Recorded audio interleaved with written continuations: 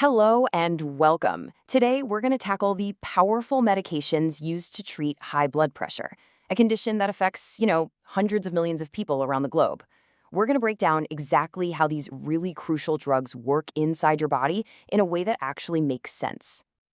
But first, a quick question to set the stage. What do we call the silent killer that affects nearly 1 in 3 adults worldwide? It's something that often has zero symptoms, right up until serious damage has already been done. Well, the answer, of course, is high blood pressure, or as it's known medically, hypertension. So what is it really? Well, hypertension just means that the pressure of blood pushing against your artery walls is consistently way too high. And over time, that constant force can do some serious damage to your vital organs. It generally falls into 2 buckets. Primary, which is the most common kind where there's no single clear cause, and secondary, which is when high blood pressure is actually caused by some other medical issue. So here's our game plan. We'll start with a quick look at your body's own pressure system. Then we'll dive into 2 main ways these medications step in. First, by targeting hormones, and second, by adjusting blood flow. And finally, we'll see how doctors put all this knowledge together to craft a treatment strategy that's right for the individual. Okay, so to really get a handle on how these medications work, we need a good analogy. Let's think of your circulatory system as a super sophisticated plumbing network. I mean, it makes sense, right? To figure out how the drugs work, you first have to understand the system they're trying to fix. And trust me, this whole plumbing idea is going to be the key to unlocking how each of these different types of medication gets the job done. All right, let's break down this analogy. The pump, well, that's your heart, of course. The pipes are all your blood vessels. The fluid flowing through everything is your blood volume. And this is the really important part. There's a complex set of controls, your hormones and your nervous system, that are constantly telling the pump how fast to work and the pipes how wide or narrow to be. High pressure can come from a problem with any one of these pieces. So let's start with those controls. One of the main ways your body regulates blood pressure is through a really powerful hormonal chain reaction. And 2 of the most important classes of drugs out there, ACE inhibitors and ARBs, work by jumping right into the middle of this process.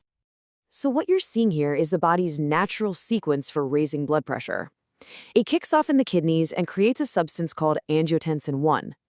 Then, a super important enzyme called ACE, that's short for angiotensin-converting enzyme, changes it into angiotensin 2. And angiotensin 2 is the real powerhouse here. It squeezes your blood vessels tight and tells your body to hang on to salt and water, which raises your blood pressure in 2 different ways. So how do we stop this? Well, ACE inhibitors do exactly what their name suggests. They block that converting enzyme, ACE. By stopping ACE in its tracks, they prevent angiotensin 2 from ever being created in the first place. The end result?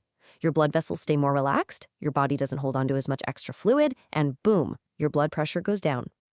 And here are the actual names you might see on a prescription bottle. For ACE inhibitors, you've got things like lisinopril and ramipril. For that other class that works on this system, the ARBs, you'll see losartan and valsartan. Here's a little tip. You might notice a lot of ACE inhibitors end in pril, and a lot of ARBs end in sartan. Kinda helpful for telling them apart. So what's the difference between the 2? Well, while ACE inhibitors stop angiotensin 2 from ever being made, ARBs are a little different. They let the body make it, but then they block it from actually doing its job. Think of it like this. ACE inhibitors take away the key, while ARBs just plug up the keyhole. Now, a really common side effect of ACE inhibitors can be this nagging, dry cough. And because ARBs work a step later, they don't cause that cough, which is exactly why a doctor might switch a patient from an ACE to an ARB. All right, so we've covered the hormonal controls. Now let's switch gears and look at a totally different strategy. Drugs that work directly on the fluid and the pipes themselves. This big category includes calcium channel blockers and diuretics. Diuretics, which you've probably heard called water pills, go right after the fluid volume. So your kidneys are constantly filtering your blood. Normally, they pull most of the salt and water right back into your system. What diuretics do is they block that reabsorption step.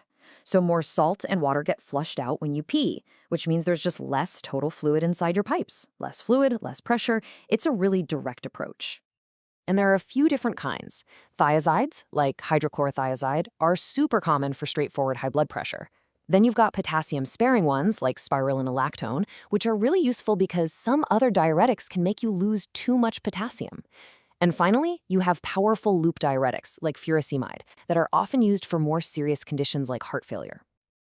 Okay, now for the pipes. The walls of your blood vessels are lined with smooth muscle, and for that muscle to contract and squeeze the vessel tight, it needs calcium to get into its cells. So calcium channel blockers, or CCBs, do exactly what they sound like. They block the channels that let the calcium in. Less calcium means less squeezing, so the muscle relaxes, the pipe gets wider, and the pressure inside just drops. It's a beautifully simple and effective mechanism. CCBs also come in a few different flavors. The dihydropyridines, like amlodipine, are fantastic at just relaxing blood vessels. The other types, like diltiazem and verapamil, have a little more of an effect on the heart muscle itself, on top of relaxing the blood vessels. This little difference is what lets doctors pick just the right CCB for the right patient. Okay, so we've got drugs that mess with hormones, drugs that reduce fluid, and drugs that relax the pipes. But how on earth does a doctor decide which tool to pull out of the toolbox? Well, it turns out it's a very personalized process. It's definitely not a one-size-fits-all situation. There is no single best blood pressure medication. The right choice is a pretty complex decision that's based on a patient's age, what other health issues they might have, what doctors call comorbidities, and even practical things like cost and side effects. And this slide right here, this is where the rubber meets the road. It shows exactly how other health conditions can guide the choice. So for someone with diabetes or kidney disease, an ACE inhibitor or an ARB is often the first pick because they actually help protect the kidneys. After a heart attack, beta blockers and ACE inhibitors are absolutely key. And during pregnancy, safety is everything. So very specific drugs like labetalol are used. This is what strategic medicine looks like.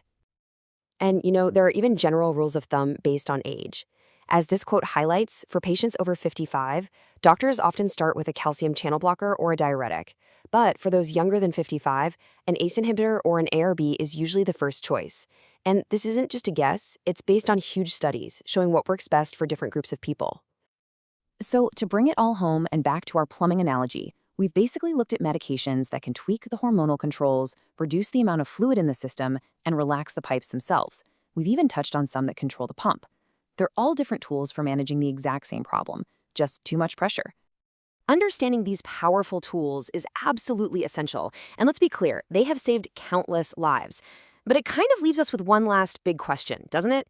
Beyond just taking a pill, how can we all work to maintain our own complex plumbing systems from the start, through things like diet, exercise, and managing stress, to maybe prevent the problems from ever getting serious in the first place? Definitely something to think about.